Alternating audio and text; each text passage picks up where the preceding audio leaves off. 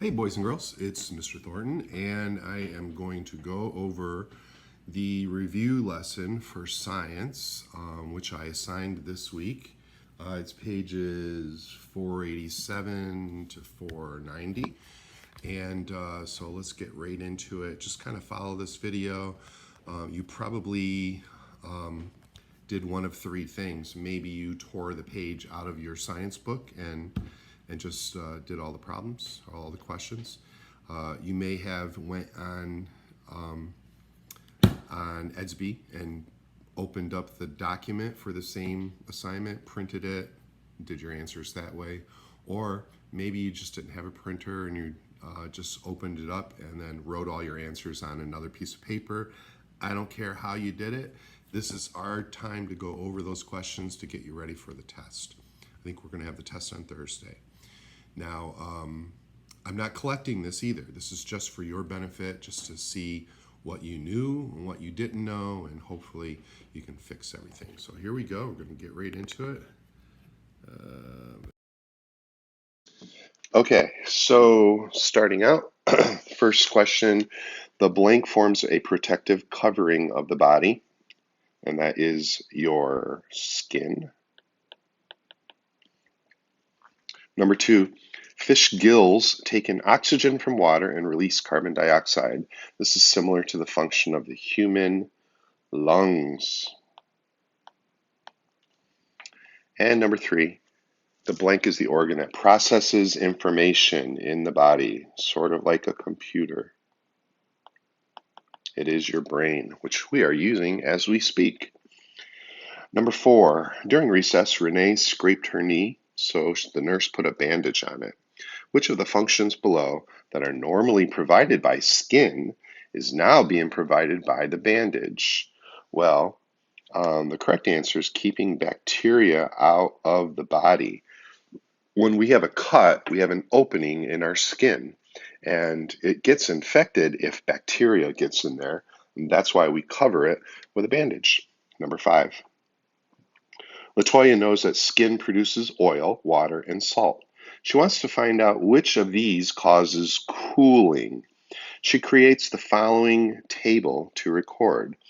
She's got a towel soaked in oil, a towel covered in salt, a towel soaked in water, and a towel that is clean and dry. Does this all kind of remind you of an experiment we did in class before school closed? Which towel is the control? And remember, control is just the thing you don't do anything to do. You do nothing to it.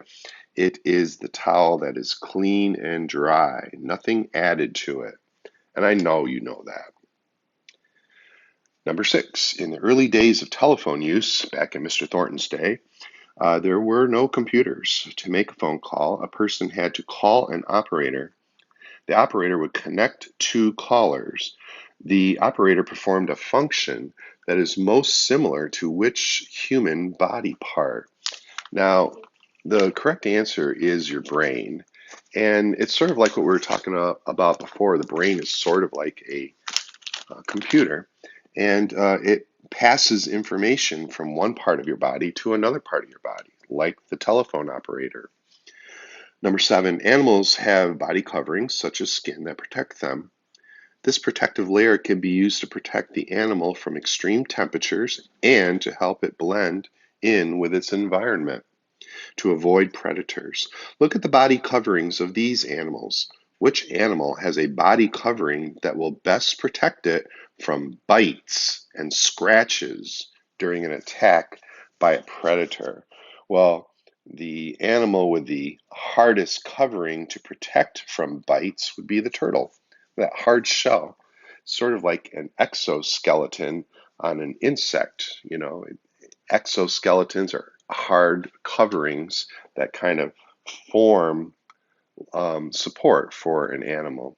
In this case, a turtle actually does have a skeleton, and the shell is just a hard outer covering. Number eight, the following picture shows some of the muscles of the arm. Remember, muscles work in pairs. We got biceps and triceps both working opposite each other. As this arm bends, which word describes what the biceps muscle is doing? So we're going from this angle and we're going to bend it this way, like that. Now, if you do that, your bicep is going to go whoop like that. You're going to show your big muscles. It is contracting. It is pulling together. It's pulling and contracting.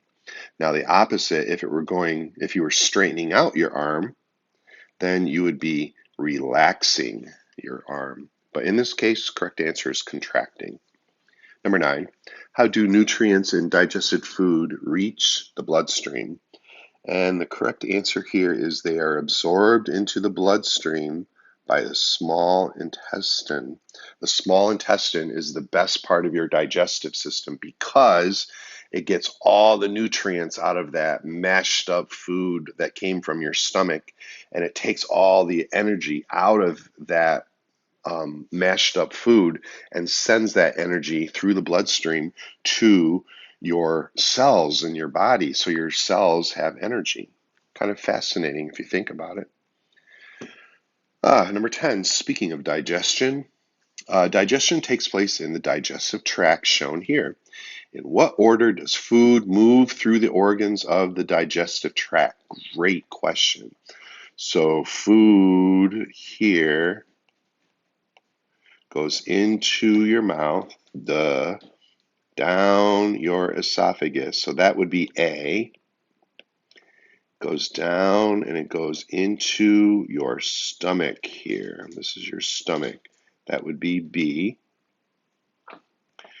In the stomach, it's going to get all these different digest acids to make it all mashy and kind of like a Slurpee. Gross. A pizza Slurpee. Well, actually sounds kind of good. Okay, so from there, it gets a little tricky. It's got to go into the small intestines. These are your large and small intestines. The one that I just circled are the small ones. And that's where the food's going to go so that we can get all of the energy through out the small intestines. So that is D. And then it goes, what's left over is just a bunch of stuff that you can't really digest anymore. So it goes into the large intestine all the way through that, and you guessed it, you poop it. Poop. And so that would be C is the large intestine. So the correct answer is A, B, D, C. Kind of fascinating. Okay, number 11. The following picture shows the flow of blood through the human circulatory and respiratory systems. I cannot see all the details in that one. I'm going to zoom in. Okay, so this is the aorta right here. It's a big, thick artery.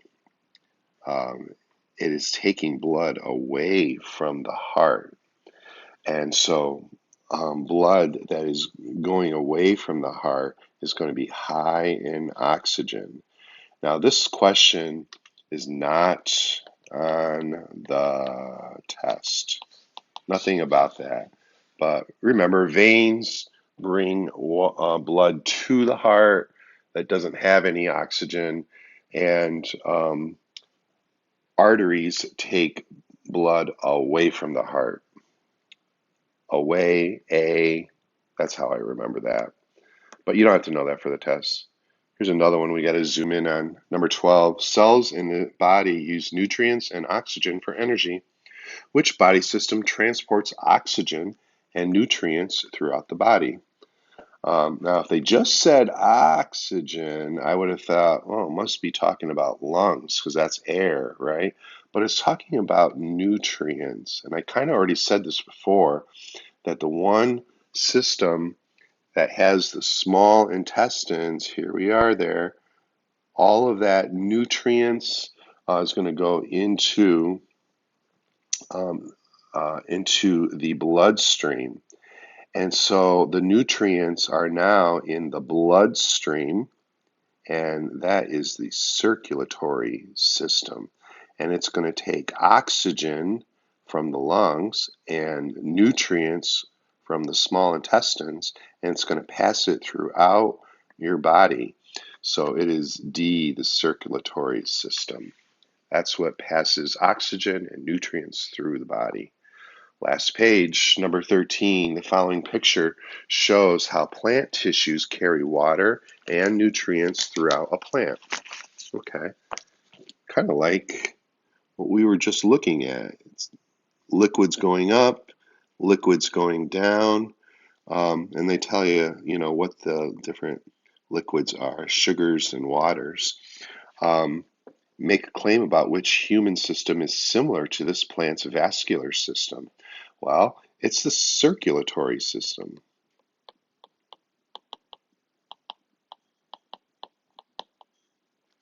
And the circulatory is the most similar to the plant's vascular system.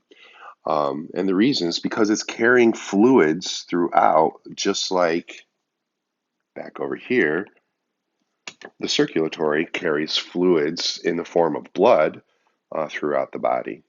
So it's the circulatory system. Number 14, insects have a hard outer covering called an exoskeleton. How do an insect's exoskeleton and a human skeletal system compare? We talked about this too. They both provide support.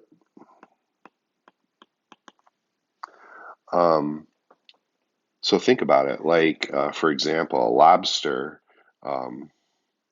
it has a hard outer covering, and I don't really know how to draw a lobster, but you get the idea here. It's pretty pathetic, but it has a hard shell on the outside, and that's an exoskeleton, just like maybe an insect, like an ant has an exoskeleton. That is its only form of support. They do not have skeletons inside their body like we do, but they both supply support.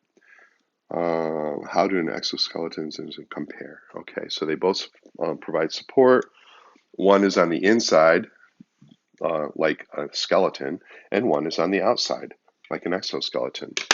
So that was your review. We go back. Hello, everybody. So, make sure you compared your answers to what we just went over. And if you haven't yet, I put an EDSB test on EDSB, in the science pages. And it's like Zish, but it's not Zish. It's going to be done directly on EDSB, and you will get a grade for it. You can do it as many times as you want. Well, not as many times. You can do it up to 5 times, and I will keep the best grade for you that you get in those 5 tries.